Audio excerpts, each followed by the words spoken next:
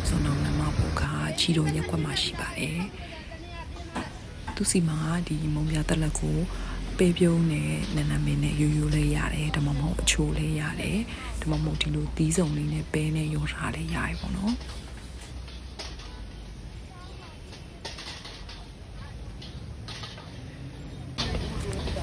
ဒါလေးကတော့ထင်းထင်းနဲ့လုပ်ထားတဲ့အချိုပေါ့နော်သူကတော့တစ်ခု1000ပါ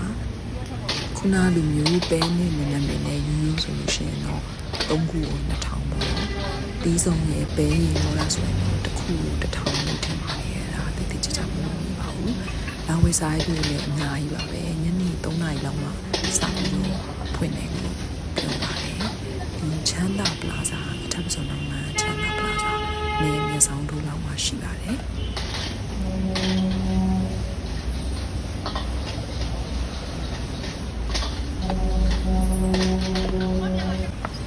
ညတလန်ကိုစီလဲဆန်းပြီးတယ်